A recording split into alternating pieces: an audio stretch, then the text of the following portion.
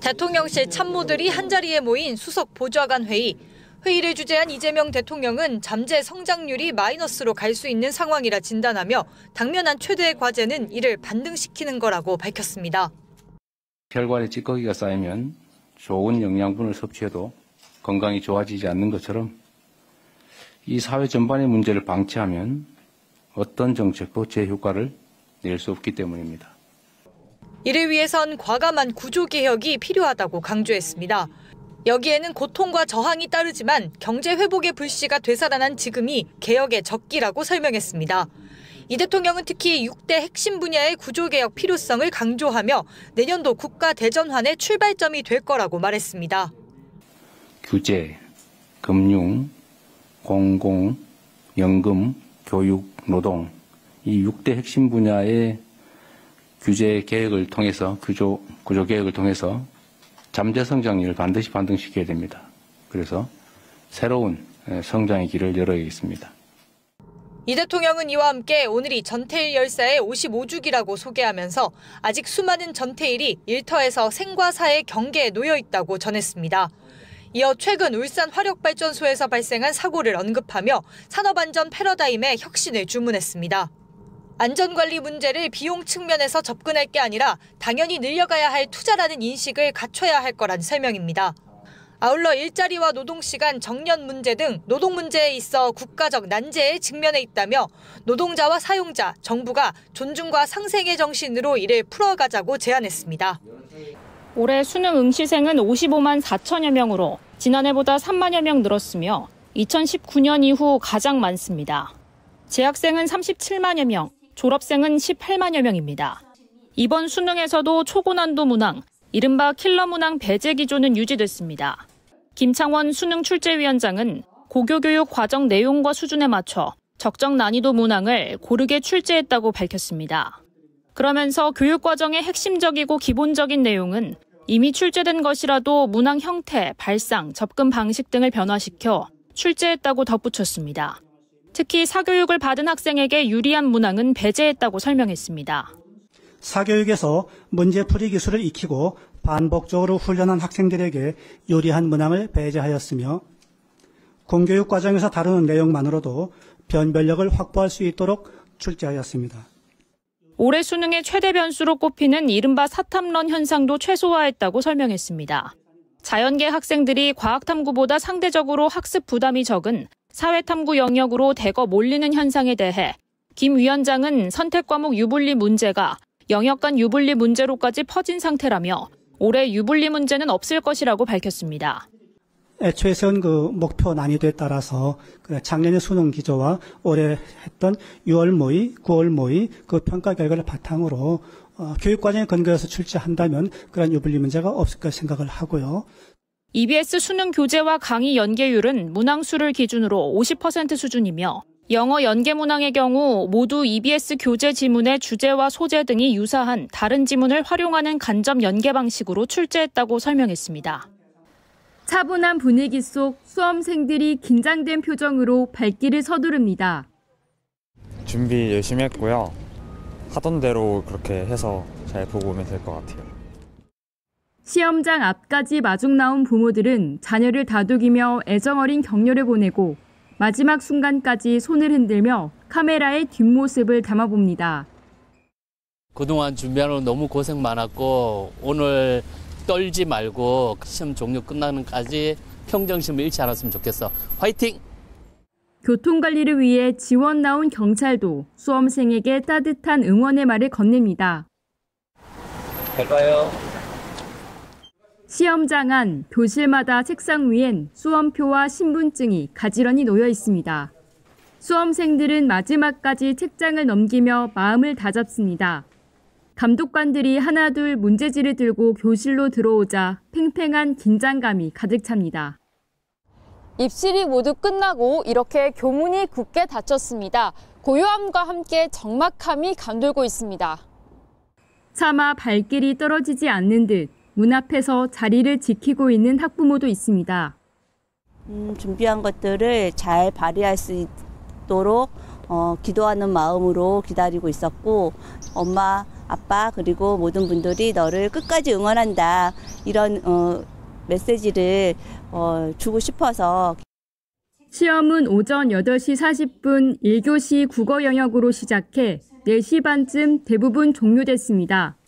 단 제2외국어나 한문을 선택한 일부 수험생의 경우 오후 5시 45분에 시험이 끝났습니다. 오는 17일까지 시험 관련 이의 신청이 이뤄지는 가운데 채점이 마무리된 후 다음 달 5일 성적이 통지될 예정입니다. 10.15 부동산 대책이 발표된 지 약 한 달을 맞이한 가운데 김윤덕 국토부 장관과 오세훈 서울시장이 공식 오찬 회동을 가졌습니다. 서울 도심 주택 공급 확대와 정비사업 절차 등 부동산 대책 전반에 대한 의견을 교환하기 위해서입니다. 김 장관은 도심 공공복합개발과 공공재건축 등 공공주택 공급 확대를 위한 서울시의 협조를 요청했습니다. 아울러 속도를 높일 수 있도록 신속한 행정 절차도 당부했습니다. 또 기존의 서울 도심 내 주택 공급을 계획했지만 중단된 유휴 국공유지에 대해서도 사업 주체나 방식 변경을 통한 공급 물량 확대 가능 여부를 다시 한번 살펴봐 달라고 강조했습니다. 시장님하고 저는 국토부는 서울시의 주택을 공급하기 위해서 필요한 여러 가지 조치를 손잡고 다각도로 진행하겠다는 걸 확실히 공유를 받습니다. 서울시와 국토부가 이번 부동산 공급 문제만큼은 확실히 손을 잡고 부동산 안정을 위해서 뛰겠다는 게 오늘의 분명한 결론이고요. 오세훈 시장은 10.15 부동산 대책 이후에 현장 목소리를 전달했다면서 앞으로 서울시와 국토부가 국장급으로 수시로 소통할 수 있는 채널을 만들었다고 밝혔습니다.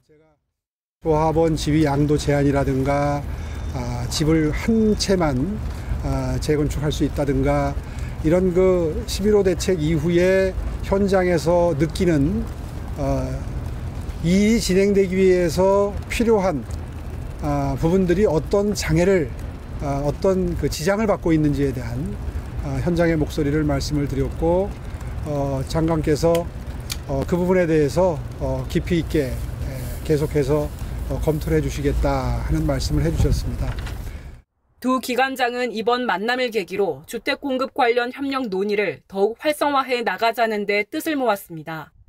이런 가운데 국토부는 내년 주택과 토지 공시가격 현실화율을 올해 수준인 69%로 동결하기로 했다고 밝혔습니다. 시세 반영률은 올해 수준을 유지하되 시세 산정의 정확성과 객관성을 강화하는 방향으로 조정한다는 방침입니다. 단기적인 인상보다 가격대와 유형별 불균형 해소에 초점을 맞추고 형평성을 높여나가겠다는 겁니다. 국토부는 공시가격 간 형평성을 전년도 대비 1.5% 범위 내에서 점진적으로 조정할 것이라고 밝혔습니다. 내년도 표준지와 표준주택의 공시가격의 경우 내년 1월쯤, 공동주택은 내년 4월 최종 결정될 전망입니다. 지난달 전금융권 가계대출이 4조 8천억 원 늘었습니다. 9월보다 3조 7천억 원 늘며 증가폭을 키웠습니다. 주택담보대출 증가폭은 줄었지만 신용 등 기타 대출이 1조 6천억 원 늘며 증가 전환했습니다.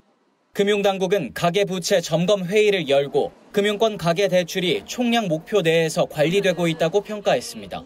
지난달 가계대출 증가폭이 커진 원인으로는 일시적으로 늘어난 중도금 등 집단 대출과 제2금융권 대출이 증가세로 돌아선 것을 꼽았습니다. 당국은 늘어난 가계대출이 부동산 시장에 미치는 영향은 제한적이라고 봤습니다. 중도금 대출은 대출 약정 체결 때부터 실행 일정이 결정됐던 데다 은행권 주담대 증가폭이 지속적으로 줄고 있기 때문입니다. 다만 10.15 대책 시행 전 늘어난 주택 거래가 시차를 두고 주담대에 영향을 미칠 수 있어 모니터링을 강화하기로 했습니다. 시장에서 어떻게 영향을 지금 미치고 있는지 이런 상황이라든지 또 저희 같은 가계부채 대출 이런 관리 상황이라든지 이런 부분을 좀 면밀히 보면서 아울러 금융당국은 사업자 대출 용도 위반 사례가 제2금융권에서도 발생했는지 들여다볼 계획입니다. 금융감독원은 제2금융권 현장 점검을 이번 달 마무리하고 대출 회수 등 관련 조치를 실시할 예정입니다. 감사원에 따르면 고용보험 실업급여 지출 계정의 실제 적립금은 지난해 말 기준 4조 2천억 원 적자입니다. 부족한 적립금을 다른 기금에서 끌어와 메웠는데 이마저도 고갈 위기에 직면해 있습니다. 기금 고갈의 가장 큰 원인은 실업급여 하한액이 최저임금보다 높기 때문입니다. 최저임금을 받는 근무자는 주간 기준 휴일수당을 포함해 6일분의 임금을 받습니다. 반면 실업급여 하한액은 최저임금의 80%에 해당하지만 7일분의 임금이 지급됩니다. 이로 인해 세후 최저임금과 비슷하거나 오히려 역전하는 상황이 발생합니다. 하한액 수급자는 전체 수급자의 대부분을 차지해 지출 부담을 가중시키고 있습니다. 이들은 재취업률도 전체 수급자에 비해 낮고 반복 수급 또한 잦습니다. 일하지 않아도 최저임금과 같거나 오히려 그 높은 급여를 받게 될 수가 있습니다. 아무래도 일할 동기나 유인이 감소되기 때문에 이 도덕적 해이로 이어질 가능성이 상당히 높다 이렇게 보여집니다. 모성 보호급여의 지출 급증도 기금 고갈을 앞당겼습니다. 급여 지출액이 연평균 35%가량 늘고 있는데 지출을 실업급여 개정에서 충당하고 있습니다. 감사원은 무급 휴일까지 실업급여가 지급되지 않도록 하한액의 지급 총액을 기존의 7분의 6으로 인하할 것을 제시했습니다. 모성 보호급여는 실업급여가 아닌 별도 계정에서 지출할 것을 노동부와 기재부에 제안했습니다. 적립금 규모에 따라 보험료율을 자동 조정하고 불황기 지출을 기준으로 준비금을 쌓는 방식으로 제도를 바꿔야 한다고도 권고했습니다. 이재명 대통령이 용산 대통령실로 초청한 민주화 실천 가족운동협의회 인사들과 일일이 악수하고 인사를 나눕니다. 민가협은 7, 80년대 민주화 운동으로 수감된 양심수 가족들이 만든 단체로 올해 창립 40주년을 맞았습니다. 이 대통령은 대한민국 민주주의의 산 증인이자 역사와 같은 민가협 어머니들을 뵙게 돼 감개무량하다고 말문을 열었습니다. 그러면서 이들의 헌신적인 투쟁 덕분에 대한민국이 세계적인 민주국가로 성장하고 발전했다며 깊이 고개를 숙여 감사를 전했습니다. 몸을 아끼지 않고 싸워주신 덕분에 이제 우리 대한민국이 전 세계가 정말 바라보는 민주적인 나라로 또 성장하고 발전하는 나라로 자리 잡았습니다. 우리 국민들을 대표해서 고맙다는 말씀을 다시 한번 드립니다. 이 대통령은 국가 구성원들이 자유롭고 평화로운 환경에서 행복한 삶을 사는 게 가장 중요한데 그간 소수의 잘못된 사람들과 집단 또 별것 아닌 욕망 때문에 많은 사람이 희생됐다고 말했습니다. 그런 부당한 권력 탓에 가족이 희생당하고 민가협 어머니들이 일생을 바쳐 길거리에서 싸우면서 현장에서 고통받는 일이 다신 없었으면 한다고 이 대통령은 힘주어 말했습니다. 또 민가협 회원들의 고통스러운 삶의 역경을 결코 잊지 않을 것이며 자부심을 갖고 일상적인 삶을 영위해 나갈 수 있게 최선을 다하겠다고 약속했습니다. 이 대통령은 아울러 국가 발전의 가장 큰 토대는 공정하고 투명한 환경에서 자신들의 역량을 충분히 발휘할 수 있는 데서 만들어진다고 강조했습니다. 이렇게 행복한 환경을 기반으로 제대로 된 민주적인 나라, 인권 침해 없이 자유롭고 평등하며 공정한 나라를 만들자고 이 대통령은 덧붙였습니다. 지난 5월 경북 포항시 해군 비행장 인근에서 해군 해상 초계기가 추락하는 사고가 발생했습니다. 이 사고로 조종사와 승무원 4명이 순직했습니다. 민관군 합동사고조사위원회가 사고 원인을 조사했는데 직접적인 원인을 규명하지 못했다고 밝혔습니다. 조사위에 따르면 사고기는 이륙 단계에서 속도와 고도, 자세가 정상이었으나 상승 선회 단계에서 정상 비행 때보다 속도가 점점 줄어 고도 상승이 미미했고 받음각도 지나치게 커졌습니다. 비행기가 속도를 잃고 떨어지는 실속, 조종 불능 상태에 빠져 추락한 겁니다. 조사위는 사고기는 비행 기록 장치가 없는 기종이고 사고 직후 수거한 음성 녹음 장치도 훼손이 심해 복구가 불가능한 상태로 직접적인 원인을 규명하는 데 한계가 있었다고 설명했습니다. CCTV 영상 분석 자료를 토대로 사고기의 엔진 출력 감소 등 기계적 요인을 들여다봤지만 지상과 충돌하기 전까지 작동한 것으로 확인됐습니다. 조사위는 다만 해군이 비행교범에 있는 실속 회복 훈련과 조종불능 회복 훈련을 실시하지 않고 있었다고 지적했습니다. 실속 상황에 제대로 대처하지 못했을 걸로 추정한 겁니다. 아울러 실속 경보장치가 장착돼 있지 않은 구형이었고 받음각을 확인할 수 있는 계기판도 조종사가 눈으로 즉시 보기 어려운 위치에 있어 징후를 제때 인지하지 못했을 가능성도 있다고 설명했습니다. 해군은 재발 방지를 위해 훈련을 강화하는 한편 실속 회복 훈련과 조종불능 회복 훈련을 주기적으로 실시하겠다고 밝혔습니다. 주병기 공정거래위원장이 플랫폼 입점업계와 만났습니다. 중소 플랫폼 입점업체들의 건의사항을 듣고 플랫폼 분야 정책에 반영하기 위해 마련된 자리입니다. 주 위원장은 티몬과 위메프의 대규모 미정산 사태를 언급하며 플랫폼과 입점업계의 거래 관계를 보완해야 할 필요성이 있다고 강조했습니다.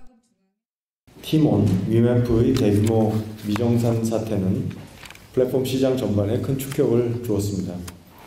이로 인한 입점업체 미정산 대금이 총 1.3조 원에 달하였고 그 피해 업체 수는 4만 8천여 개사에 이르면서 제도 보완의 필요성을 짚어보는 계기가 되었습니다. 또 입점업체 수수료 부담과 플랫폼의 불공정 거래 등 플랫폼과 입점업계의 거래 관계에는 여러 과제가 있다고 지적했습니다. 그러면서 플랫폼과 입점업계 간 공정한 거래 관계를 만들기 위한 법안들이 국회에 발의돼 있다며 크게 3가지 축으로 나누어 설명했습니다. 한편 간담회에 참석한 플랫폼 입점업체들은 플랫폼의 불공정 거래, 부당행위 사례를 공유했습니다. 또 판매 대금 정산기한 마련과 플랫폼과 입점업계 간 상생협력 활성화, 과도한 수수료 개선 등을 건의했습니다. 주 위원장은 향후 플랫폼 정책이 나아가야 할 방향을 함께 고민하겠다며 공정한 플랫폼 시장을 만들기 위해 최선을 다하겠다고 밝혔습니다. 대형마트의 수선물 코너. 투명 비닐에 포장돼 있는 굴을 꼼꼼히 살펴봅니다. 진열대 앞에는 수산물 최대 50% 할인 안내판이 시민들의 발걸음을 멈추게 합니다. 세일하는 기간이라 조금 싸긴 하네. 배추 같은 것도 싸고 또 생선도 싸고 그러네요. 김장철이 얼마 남지 않은 요즘 액젓을 찾는 손님들도 부쩍 늘었습니다. 김장이 며칠 안 남아가지고 할 때가 며칠 안 남아서 젓갈 종류 많이 이용하세요. 액젓, 새우젓이나 멸치 액젓, 까나리 이렇게 많이 이용하시고 계시더라고요. 해양수산부가 김장철 소비자들의 부담을 덜기 위해 이달 30일까지 대한민국 수산대전 할인 행사를 개최합니다. 소비자들은 행사 기간 동안 마트와 온라인몰 등에서 국산 수산물을 최대 50% 할인된 가격으로 구매할 수 있습니다. 행사 품목은 천일염과 새우젓, 굴 등 주요 김장 재료와 명태와 고등어, 마른 멸치 등 대중성 어종이 대상입니다. 할인 행사와 함께 오는 19일부터 23일까지 전국 125개 전통시장에서 온누리 상품권 환급 행사도 열립니다. 국산 수산물을 구매한 소비자는 구매 금액의 최대 30%, 1인당 최대 2만 원까지 환급받을 수 있습니다. 환급은 시장 내 환급 부스에서 영수증과 신분증을 제시하면 받을 수 있습니다. 보건복지부와 식품의약품안전처가 제1차 담배 유해성 관리 정책위원회를 열고 담배 유해 성분 목록을 의결했습니다. 이달부터 시행된 담배 유해성 관리법, 이른바 담배 성분 공개법에 따르면 담배 제조자나 수입 판매자는 의무적으로 제품별 유해 성분 검사를 해야 합니다. 담배마다 유해 성분이 얼마나 들었는지 결과를 식약처에 제출하고 식약처장은 이를 누리집 등에 공개해야 합니다. 현재 시중에 판매 중인 담배의 유해 성분 정보는 검사 등을 거쳐 내년 하반기 중 대중에 공개될 것으로 보입니다. 식약처와 복지부는 첫 위원회에서 내년부터 새롭게 공개될 담배 유해 성분 목록을 의결했습니다. 관련형은 타르와 니코틴, 벤조피렌 등 44종, 액상형은 니코틴, 글리세린, 납 등 20종이 검사 대상으로 지정됐습니다. 성분시험법은 세계보건기구 WHO와 국제표준화기구에서 개발된 표준시험법을 따르기로 했습니다. 담배 유해성 관리정책위원회를 개최하고 검사 대상이 되는 담배 유해성분 목록과 유해성분별 시험법을 의결하였습니다. 이를 바탕으로 식약처 고시인 담배 제품별 검사 대상 유해성분 및 유해성분별 시험법을 연내 확정할 계획입니다. 정부는 국민 건강권 보호를 위해 앞으로 더 많은 담배 유해 성분 정보를 제공한다는 방침입니다. 유해 성분 검사를 의뢰하지 않거나 검사 결과서 등을 제출하지 않는 제조자 등은 시정명령을 받고 기한 내 시정명령을 이행하지 않으면 해당 담배 제품은 회수 또는 폐기될 수 있습니다. 빛바랜 원고 위 수차례 쓰고 지운 흔적이 눈길을 끕니다. 사회 찬미로 친숙한 극작가 김우진의 원고입니다. 국가유산청은 김우진 희곡 친필 원고 4편을 국가등록 문화유산으로 등록했다고 밝혔습니다. 1925년에서 1926년작인 두덕이 시인의 환멸, 이영녀, 난파, 산돼지입니다. 식민지 현실을 마주한 작품들로 근대극의 새 지평을 열었다는 점이 인정받았습니다.